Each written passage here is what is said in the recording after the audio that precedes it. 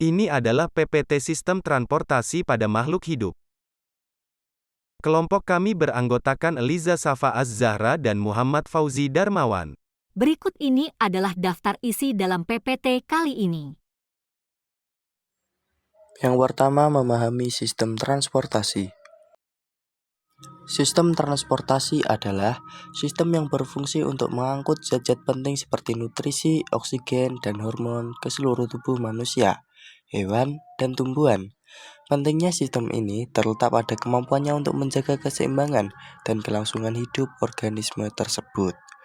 Dalam sistem transportasi biologi, terdapat beberapa organ dan jaringan yang terlibat seperti pembuluh darah, jantung, dan sistem saraf. Tanpa sistem ini, organisme tidak dapat bertahan hidup karena tidak mendapatkan pasokan zat-zat penting yang dibutuhkan.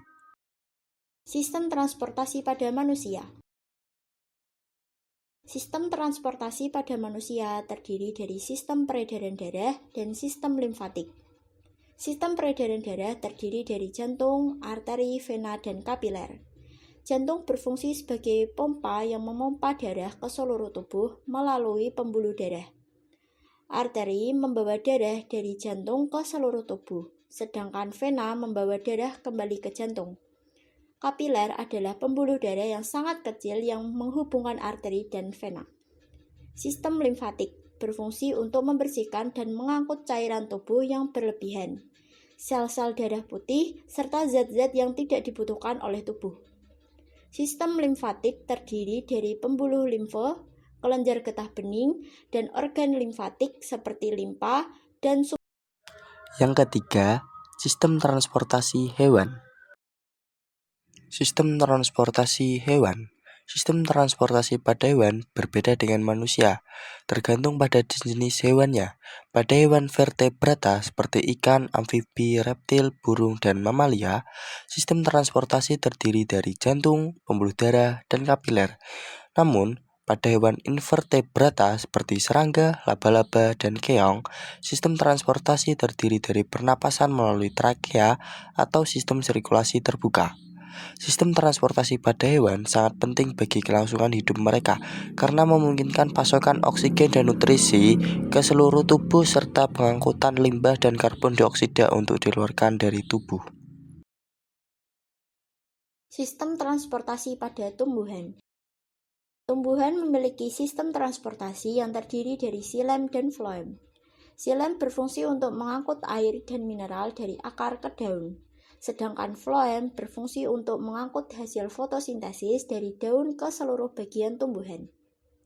Organ-organ yang terlibat dalam sistem transportasi pada tumbuhan adalah akar, batang, dan daun. Akar berfungsi untuk menyerap air dan mineral dari tanah, sedangkan batang berfungsi untuk mengangkut zat-zat tersebut ke daun.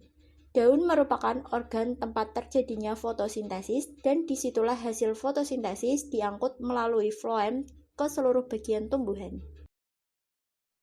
Yang kelima, gangguan sistem transportasi. Gangguan sistem transportasi. Beberapa gangguan yang dapat terjadi pada sistem transportasi makhluk hidup pada manusia antara lain penyakit jantung, stroke, dan anemia. Penyakit jantung terjadi ketika aliran darah ke jantung terhambat atau terganggu, sedangkan stroke terjadi ketika pasokan darah ke otak terhenti. Anemia terjadi ketika jumlah sel darah merah dalam tubuh tidak mencukupi. Pada hewan, gangguan pada sistem transportasi dapat menyebabkan berbagai masalah seperti kelelahan, kesulitan bernapas, dan kematian. Pada tumbuhan, gangguan sistem transportasi terdapat menyebabkan daun menjadi layu atau mati karena kekurangan air atau nutrisi. Kesimpulan. Dalam presentasi ini, kita telah mempelajari tentang sistem transportasi biologi pada manusia, hewan, dan tumbuhan. Sistem ini sangat penting bagi kelangsungan hidup organisme tersebut karena memungkinkan pasokan zat-zat penting ke seluruh tubuh. Namun, gangguan pada sistem ini dapat menyebabkan berbagai masalah dan bahkan kematian. Oleh karena itu, penting bagi kita untuk lebih memperhatikan kesehatan dan kebutuhan biologi manusia, hewan, dan tumbuhan dengan menjaga pola makan yang sehat, berolahraga secara teratur, dan menjaga lingkungan agar tetap bersih dan sehat. Terima kasih telah melihat PPT remedial kami.